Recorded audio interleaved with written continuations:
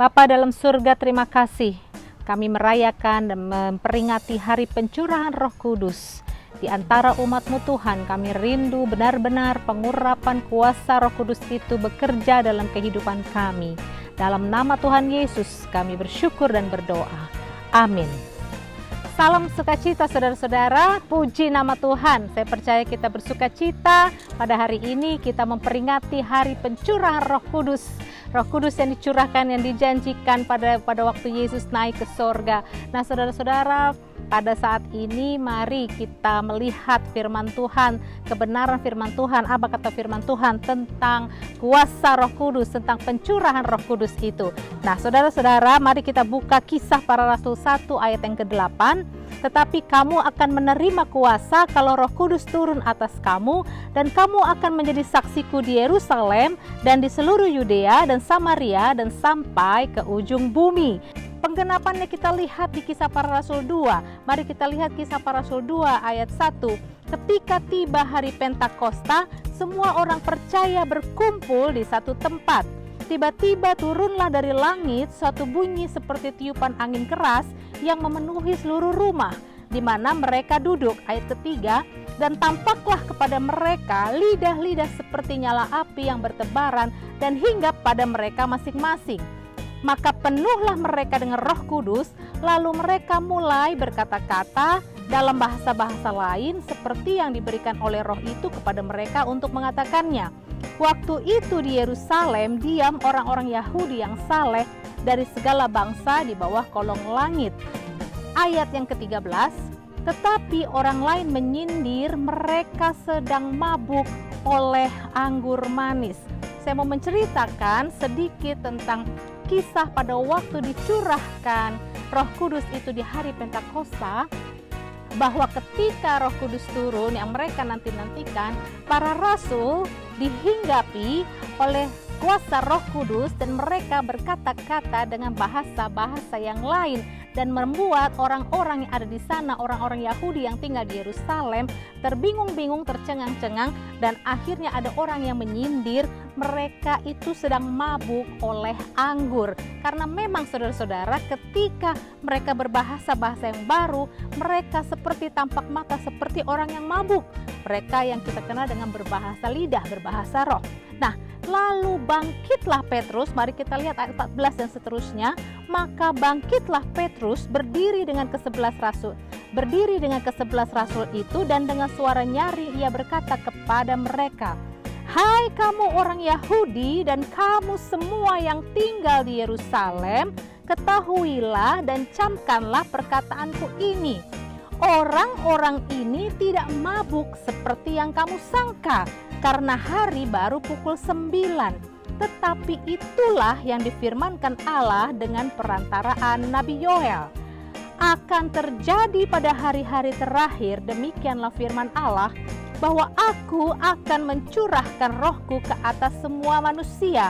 Maka anak-anakmu laki-laki dan perempuan akan bernubuat, dan teruna-terunamu akan mendapat penglihatan-penglihatan, dan orang-orangmu yang tua akan mendapat mimpi. Juga ke atas hamba-hambaku laki-laki dan perempuan akan kucurahkan rohku pada hari-hari itu, dan mereka akan bernubuat.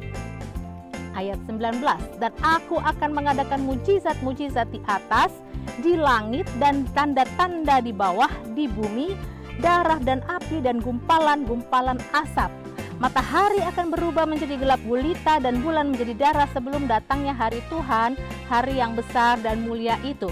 Nah, ayat ke-21, dan barang siapa yang berseru kepada nama Tuhan akan diselamatkan. Saudara-saudara, memang pada waktu pencurahan Roh Kudus itu, orang-orang dihinggapi kuasa Roh Kudus dan mereka berbahasa-bahasa yang baru, mereka berbahasa-bahasa lidah. Tapi di sini dikatakan di ayat yang terakhir bahwa barang siapa yang berseru kepada nama Tuhan akan diselamatkan. Saudara percaya akan Rasul Petrus dan rasul-rasul yang lain tentunya. Rasul Petrus mengatakan mereka tidak mabuk. Walaupun sampai hari ini banyak orang yang belum percaya akan bahasa roh, akan bahasa bahasa yang baru itu, tetapi kita percaya apa yang dikatakan di sini, kesaksian dari Petrus dan para rasul. Ketika Roh Kudus itu turun dan dicurahkan, memang mereka seperti orang mabuk. Sampai hari ini masih ada orang yang juga memang mengatakan dan tidak percaya orang-orang Kristen itu yang berbahasa roh itu seperti orang-orang mabuk.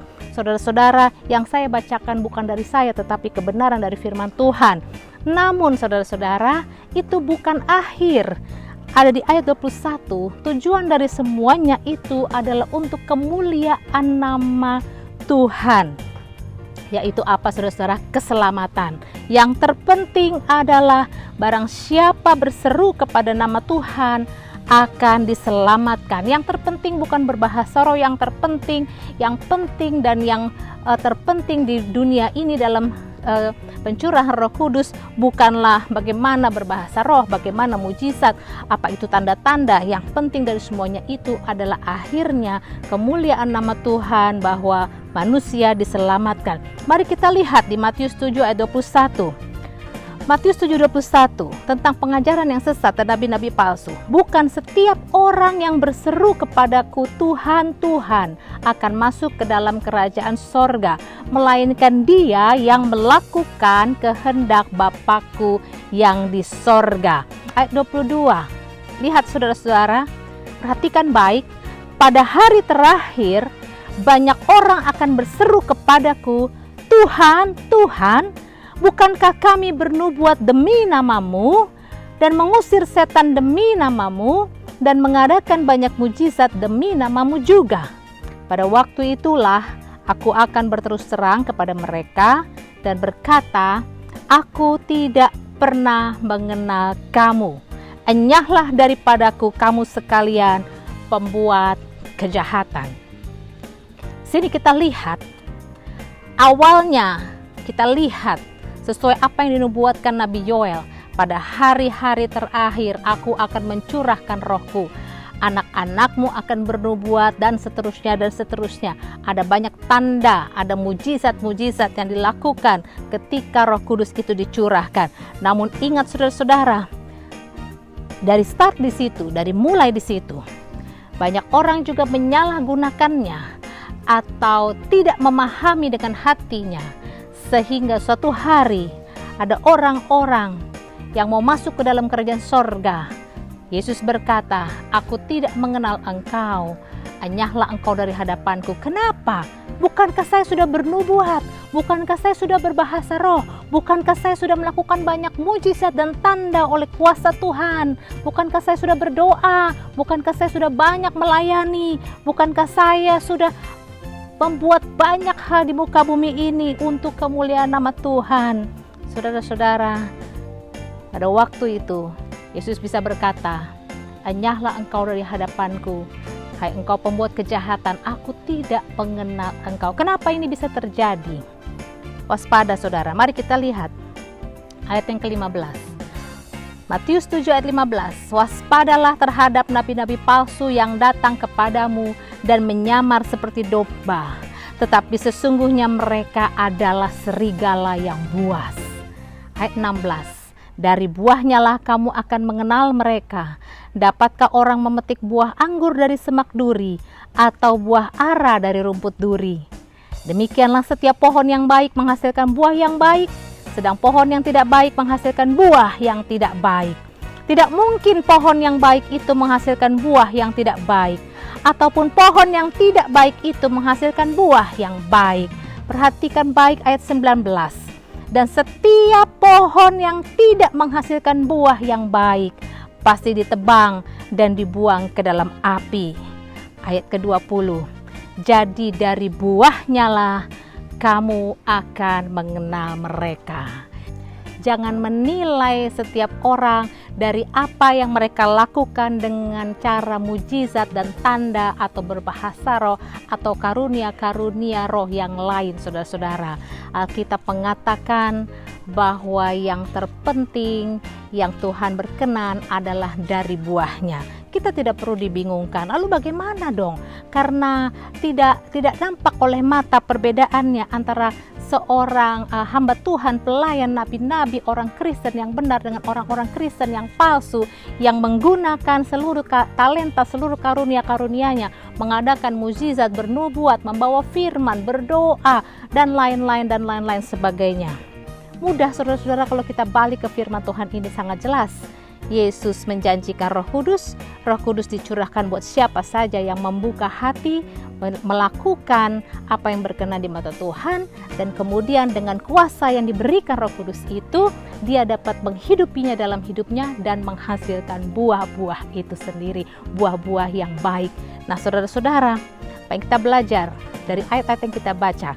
3 kebenaran tentang kuasa yang sedang kita bicarakan, kuasa yang diberikan Roh Kudus, yang awal mulanya adalah di hari pencurahan Roh Kudus. Yang pertama, baptisan Roh Kudus itu dan kuasa itu benar-benar ada. Jangan bilang itu sebuah rekayasa, jangan bilang mereka mabuk. Rasul Petrus sudah bangkit berdiri di tengah 11 para rasul mengatakan itu mereka bukan mabuk. Itu memang jelas apa yang Yesus janjikan sebelum dia naik ke sorga, dan sudah dicurahkan 2000 tahun yang lalu, dan sampai hari ini Roh Kudus juga dicurahkan buat kita semua. Kita, saudara yang belum dan merindukannya, saudara bisa minta kepada Yesus, sebab yang membaptis dengan Roh Kudus bukan hamba Tuhan, bukan pendeta. Yang membaptis dengan Roh Kudus itu adalah Yesus sendiri. Nah, Petrus mengatakan mereka tidak mabuk.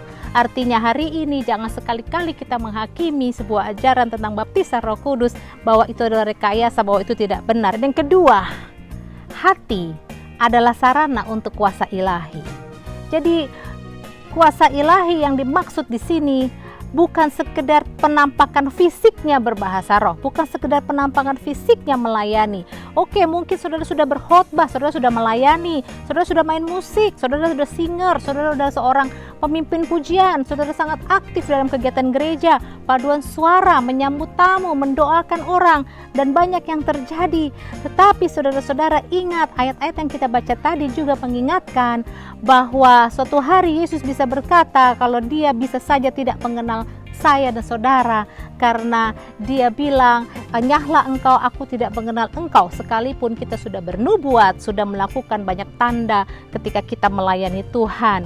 Jadi mari kita simpulkan bahwa yang kedua ini adalah bukan soal apa yang nampak di permukaan, tetapi apa yang menjadi bejana dari tempat dicurahkannya Roh Kudus itu sendiri dan kuasanya.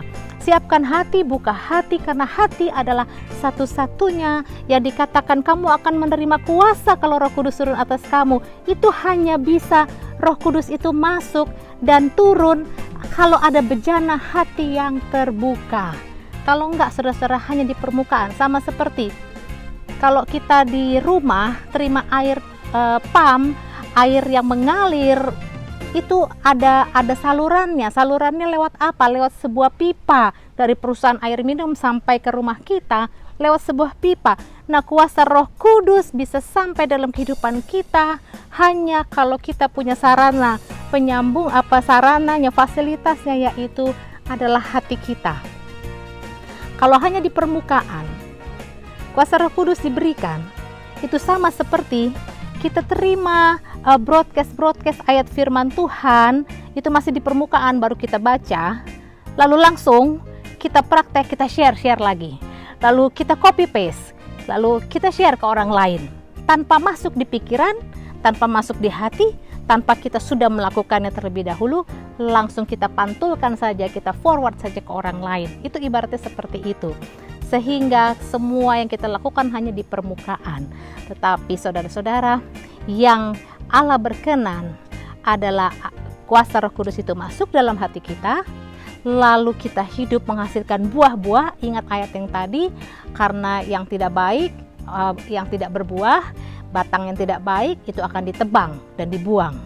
Dan pada waktu tadi kita membaca, kita ingat bahwa akhirnya adalah setiap orang yang berseru kepada Tuhan akan diselamatkan.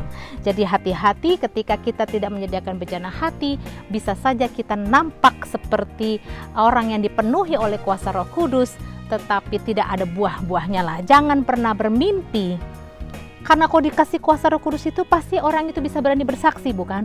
Jangan pernah bermimpi bersaksi membawa kebahagiaan orang lain di luar, tapi kita dalam kehidupan pribadi kita sendiri, kita nggak bisa membahagiakan orang-orang terdekat kita.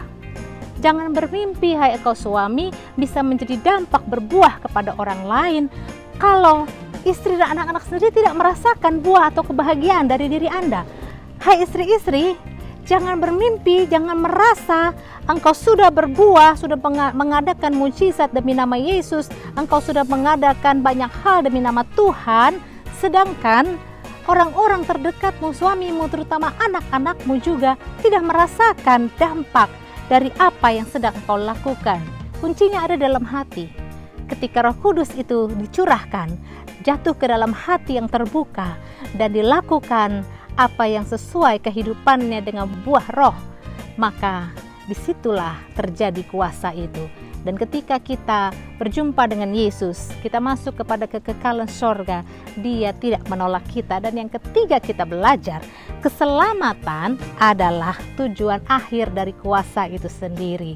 Sebab apa? Jangan sampai kita banyak melakukan mujizat dan tanda, tetapi kita ditolak. Matius 7 ayat 19, dan setiap pohon yang tidak menghasilkan buah yang baik, pasti ditebang dan dibuang ke dalam api. Ini memperkuat tadi apa yang sudah saya sampaikan, bahwa keselamatan adalah tujuan akhir dari kuasa. Engkau boleh sudah berbahasa roh, engkau sudah boleh melayani, engkau sudah main musik, engkau sudah berkhotbah, tetapi itu bukan tujuan akhir. Tujuan akhir kita adalah keselamatan diri kita, dan kita menjadi berkat untuk orang lain, keluarga kita juga diselamatkan. Demikian kuasa firman Tuhan yang kiranya bekerja bagi kita semua pada hari Pentakosta yang kita rayakan, yang kita peringati hari ini. Dan hamba berdoa, saya berdoa kiranya jemaat sekalian diberkati. Jadilah orang-orang yang membuka hati supaya Roh Kudus turun atas saudara, dan saudara hidup sesuai dengan buah roh, dan saudara-saudara mengalami suatu kuasa yang benar-benar ketika saudara melayani. Saudara bukan menjadi nabi-nabi yang palsu, saudara-saudara menjadi nabi-nabi, orang-orang yang tulus, yang melakukan kehendak Tuhan di muka bumi. Demi nama Yesus, ini doa kami bagi saudara sekalian. Amin. Tuhan Yesus memberkati.